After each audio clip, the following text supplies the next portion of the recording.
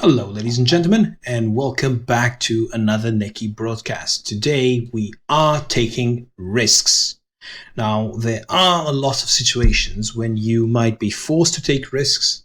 There are some situations when you want to press your advantage to gain even a bigger advantage to make sure you are maximizing your chances of getting the win and getting the win quickly before your opponent is going to reach his power phase.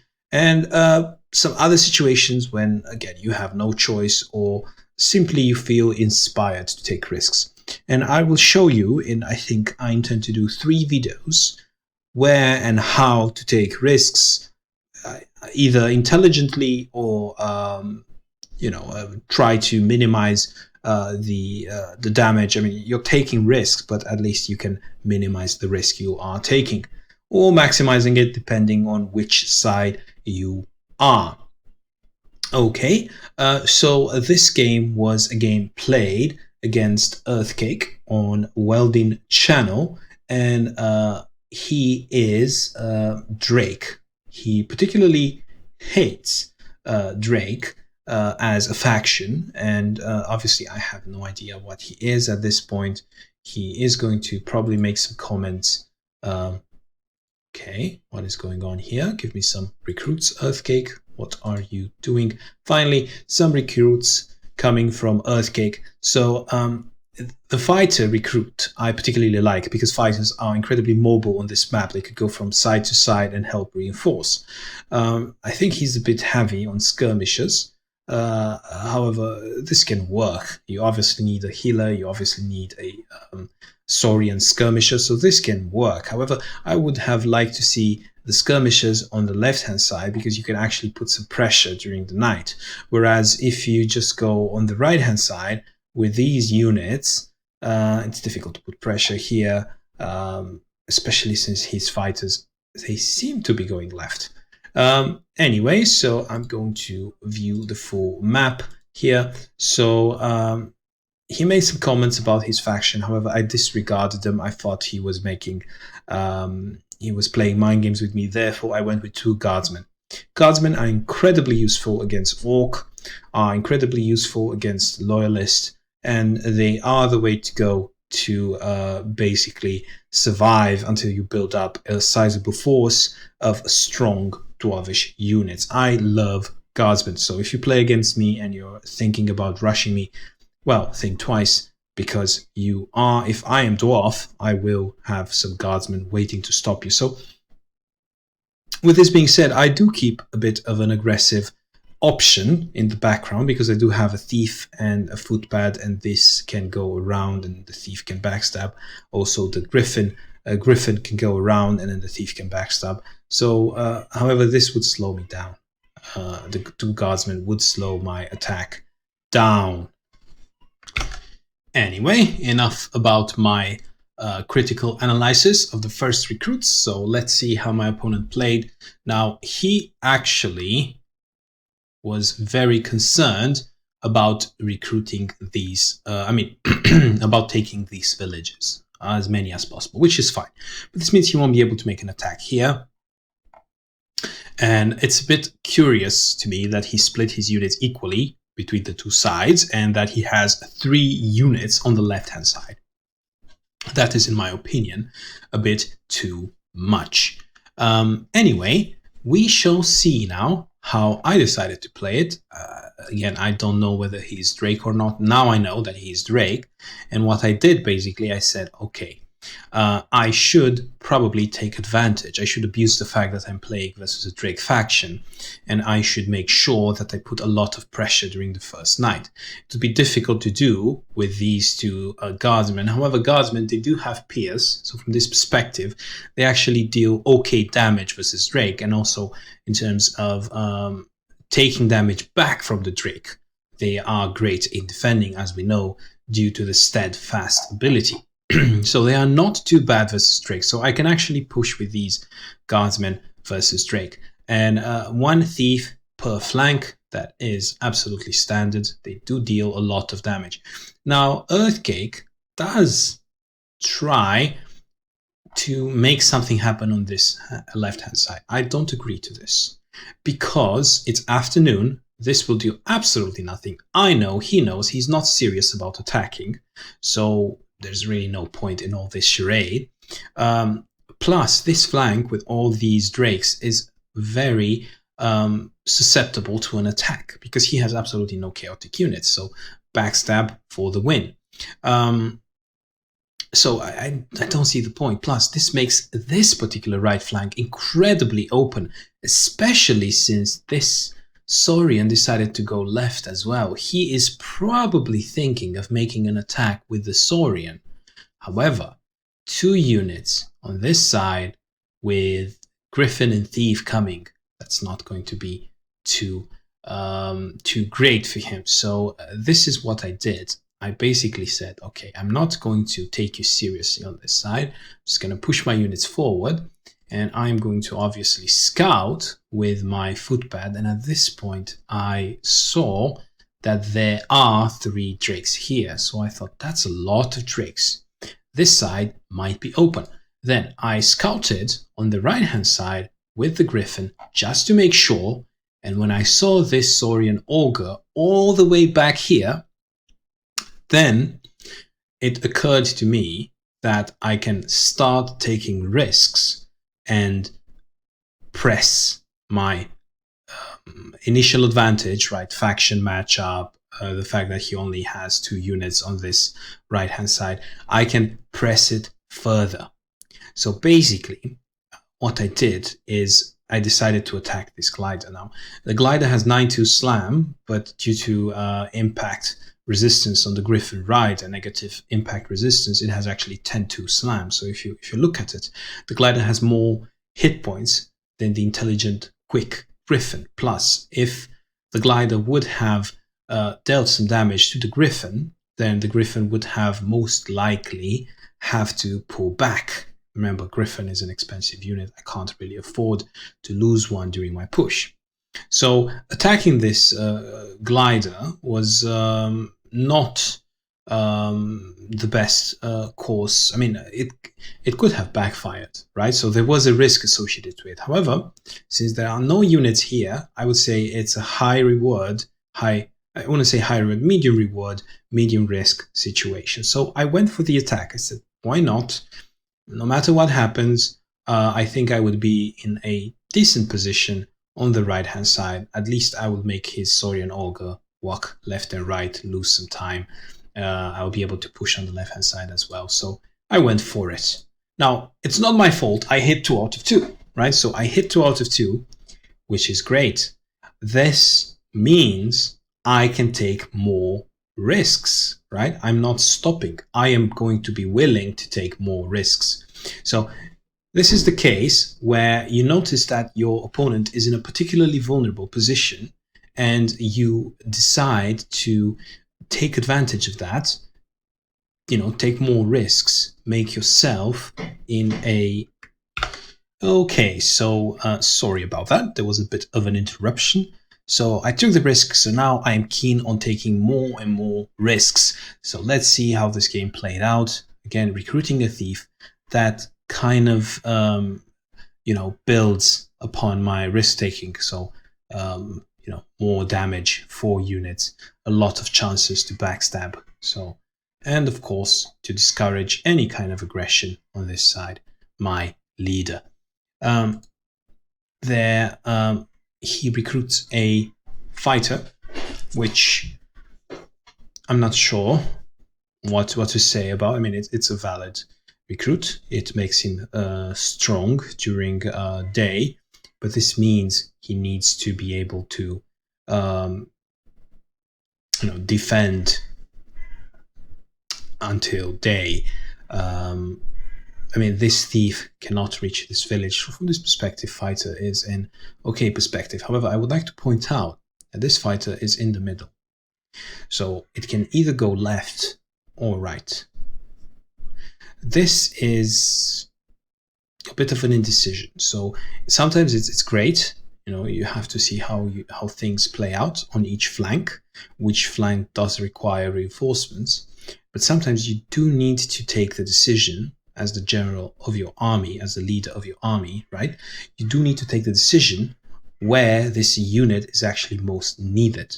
In my opinion, given the unit distribution on the map, I would say this unit is most needed here. Therefore, this unit should have been recruited on 17-4. Sure, recruiting in the middle is always great because you can go either way, but sometimes you do need to make that decision. Anyway, so as you can see, he's just retreating. Not much he can do on the left-hand side.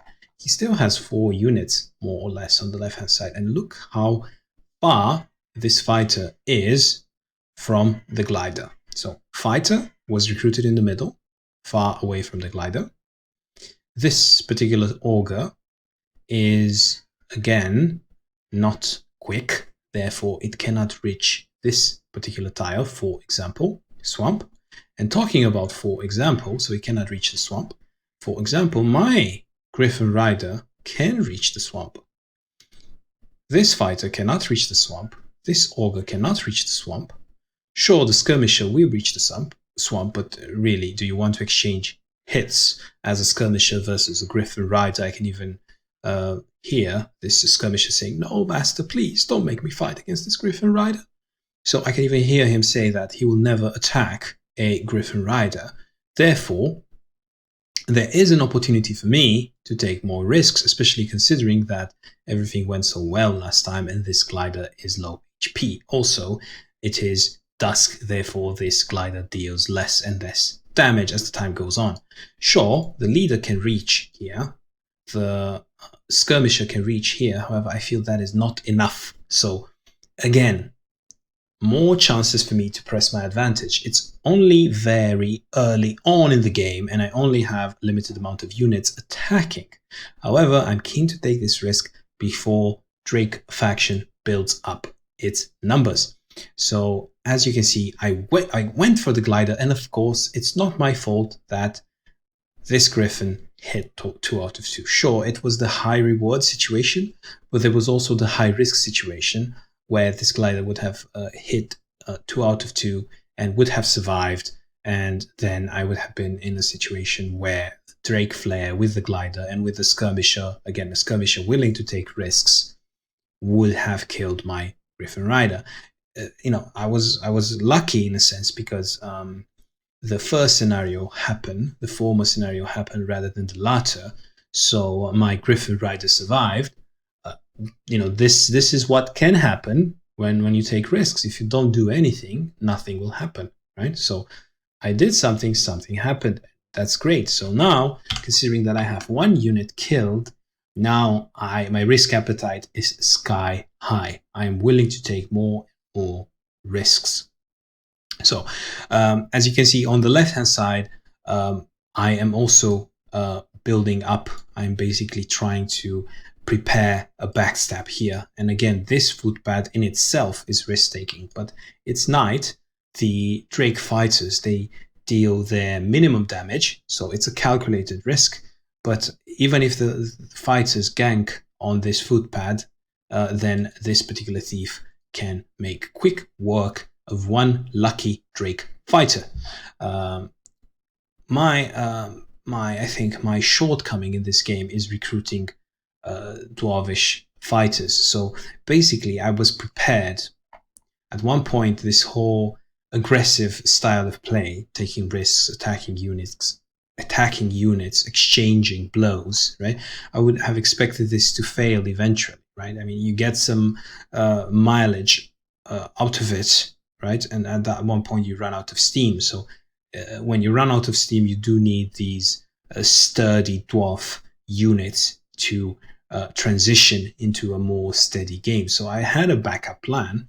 Going full risk would have meant I would have recruited mass thieves, which wouldn't have been particularly useful because they would have reached the flocks of Drake fighters during the day, and they wouldn't have been able to deal damage. They would have just died to those flocks of Drake fighters. Anyway, let's see how he responded. Again, you see this recruit, this auger on this particular side. I don't agree to it. I think that this particular side needs reinforcements badly. Therefore, this placement would have been a bit better. But who am I to judge? Let's see this. He goes for the Griffin Rider. I can sense also a bit of frustration perhaps from on his side. So he deals healthy amount of damage. However, 3 out of 4 with the Skirmisher versus 50% is unlikely, I would say. Therefore, he won't go for the melee attack. He goes for the ranged attack. Luckily for me, I don't get any hits in. Even if both of them would have hit, I would have been fine. And now he has a choice in terms of this footpath, and he chooses to go for it. And he is going to deal quite a healthy amount of damage. However, look here. Even the guardsman can go around, and the thief. So the guardsman and the thief can deal a lot of damage to this Drake fighter, and then the footpad would be free to go. So from this perspective, this particular zone of control placement is not the cleanest one. Now, in terms of his placement here, again, he didn't take the village because of my backstab potential. So that's why he didn't take the village. Now, if you look here, you are going to say that I have several options. And the best option for most players would be grab these 2 villages. This would be absolutely fantastic. However, this is first watch. During first watch, my thieves, they deal the most damage. And the drakes obviously deal their minimal retaliatory damage. Therefore, I'm going to use this time to deal damage, and then I'm going to pull back into villages when day comes. At least this is the plan, strategically speaking. So attacking units, especially units in villages on 60%, represents a risk which I'm willing to take again, because killing this particular skirmisher, killing these units will mean that he will be left with absolutely nothing to defend. So first, I'm taking the sure kill on this particular left flank. So there you go. A thief did its job already, so 2 kills on my side. And I said it was an untidy placement of his fighters. Why? Because with this Drake fighter dead, and considering the fact that this footpad is quick, I can get this village, and this is going to hurt. So funnily enough, my first village doesn't come from the right-hand side where I was most successful. My first village comes from the left-hand side. So obviously I am going to take it any day. And you see this augur being in the middle, it means he can't really reach on the right-hand side, so he can't really reach the griffin. Also, he can't really reach the footpad either, so it's kind of a middle-of-the-road recruit that does absolutely nothing, right? So look, even if I were to place a unit here, this particular augur would not be able to reach it. So that's the problem with middle-of-the-road recruits. So again, I'm taking the risk. I'm going for the backstab on the skirmisher, and let's see what happened here. I mean, look how much damage I'm dealing with the backstab. 14. That is absolutely insane. Imagine I had 2 shots on this skirmisher. It would have been absolutely fantastic. However, I only got 1. That's all I need, I think, because Griffin Rider is quite close to killing the skirmisher in 1 shot. I just need to soften him up with the guardsman. And again, guardsmen can attack from 30%, not a problem. They can still defend pretty well on 30% due to their steadfast ability. So I got 1 hit in 11 that it's in range of this Griffin Rider. I would say, especially considering that I have been taking risks left and right, that this is a risk worth taking. So I went for it. Again, this is a high reward, high risk situation, because this Griffin Rider might die, and this skirmisher might survive on the village with heal, and this would make my attack absolutely useless. So again, high risk, high reward situation, anything can happen, and I am getting the kill. And you see the high reward here. I am within 1 experience point of leveling up. So 1 experience point. So this was basically high risk, high reward situation. But always bear in mind that some of the units were not able to attack me. So more or less it was equal numbers. there was always a high reward at the end of my actions. It was a risk with some reward attached to it. It wasn't just a risk for the sake of taking it. So this is great so far. And again, this puts me in a position where, again, I'm taking more risks. As far as I'm concerned, I am all in with these units here. There's no point in stopping to keep taking risks. At one point, I will run out of thieves because they will die, right? They will die eventually, but then day would be coming anyway, so thieves are kind of useless during the day. But then I have this Dwarvish fighters to transition into.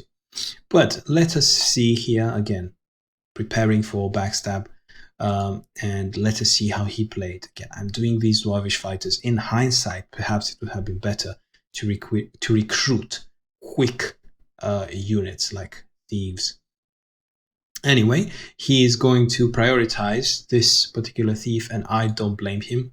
You see how much damage the thieves did, but the problem is thieves die very, very quickly. So you see, guardsman is, it's difficult to kill, only 4 damage per shot, which is not that bad. Plus, this Drake fighter would never melee the guardsman, at least I would like to believe so. And you see, with this particular fighter here, he is, well, I can backstab his augur. So I can backstab his augur. That is not the most optimal placement, if you ask me. And he chooses to help the left-hand side, which brings the numbers on the left-hand side 3 to 3.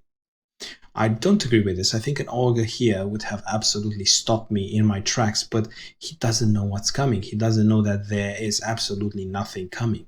He thinks there are more reinforcements on the right-hand side coming. However, there are only slow units all over the place. So he's going for the guardsman, slowly whittling down my units.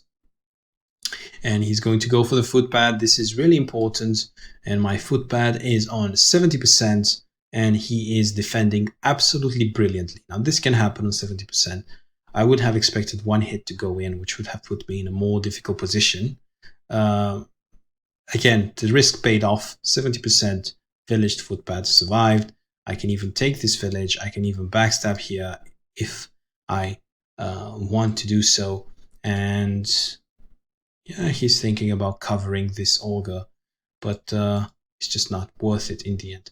So now, in terms of the Griffin Rider, I would have had multiple options. So one option would have been to attack this augur and deal significant amount of damage. However, this particular Griffin Rider would have died. So that was a high reward, but also high risk situation. Imagine the Griffin Rider dying to the augur, 2 out of 2 on 50%. Then the augur would have leveled up and my Griffin Rider would have died together with the gathered experience. However, putting the Griffin Rider on 60% and attacking this Drake Flare means the Drake Flare needs to get 3 out of 3. So 3 out of 3 versus the Griffin Rider. That is highly unlikely, especially versus 60%. So again, this is a low risk situation. This is how it should be. And my Griffin Master is basically the result of all my risk taking. And with a level 2 now, I should be in a fantastic position to deal with all the issues on the right hand side. And I'm not getting my backstab, which is unfortunate. That puts me in an unfortunate position. However, you can't get all the hits. I was a bit lucky, we have to admit that.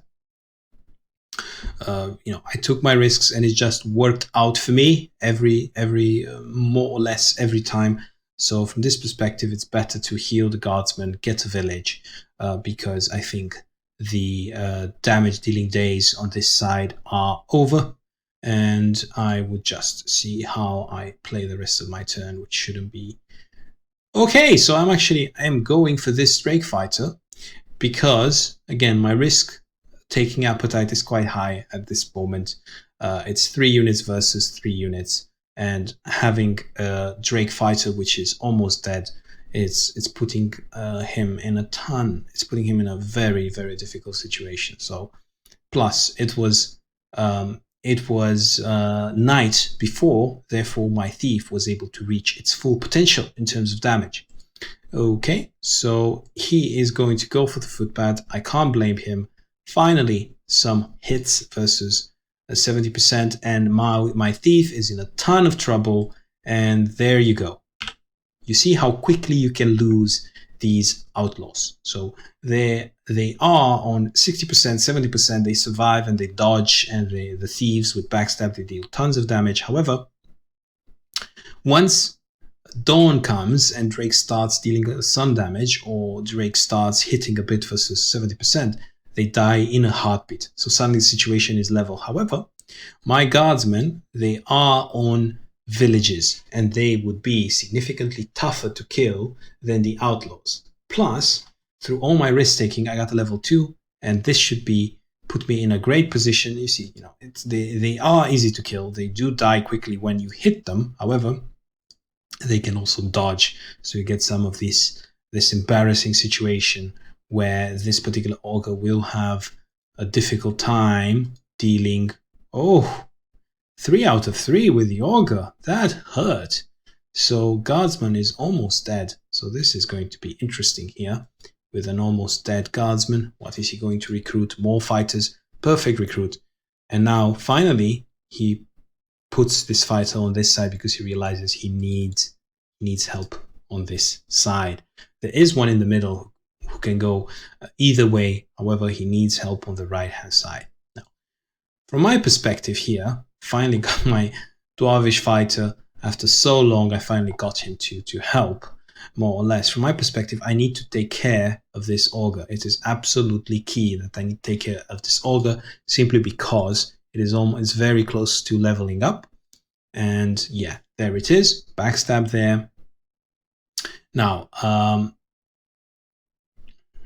in terms of the guardsman, I would say leave him where it is, simply because it...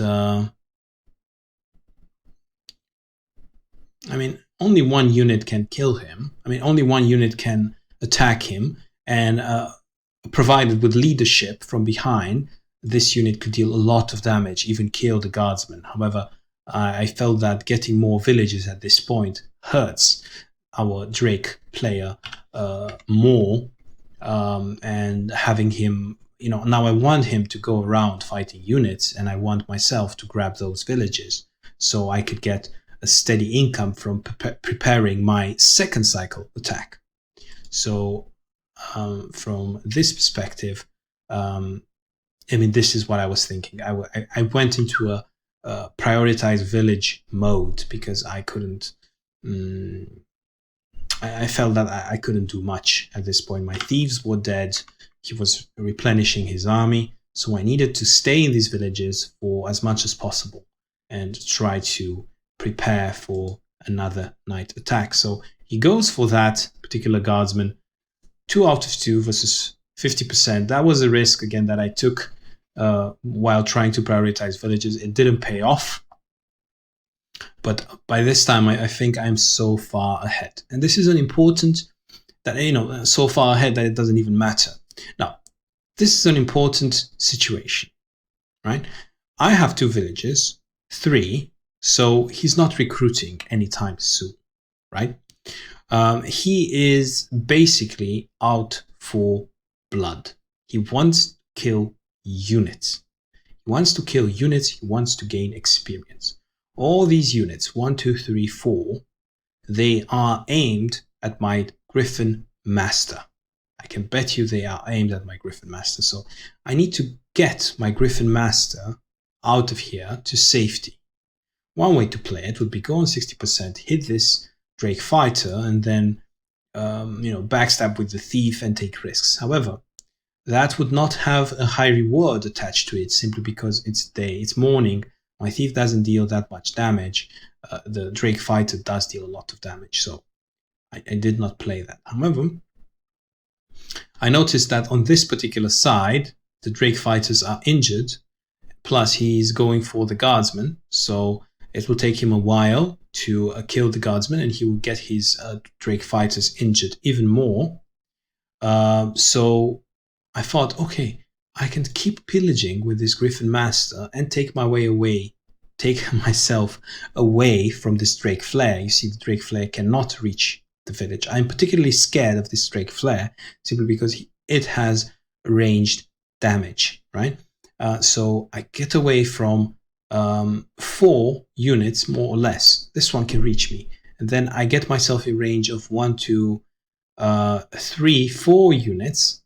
Well, you would think it's 4 units, but look how I played it. So you see how I played it.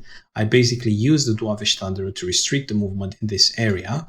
And then I grab this village to be on 70%.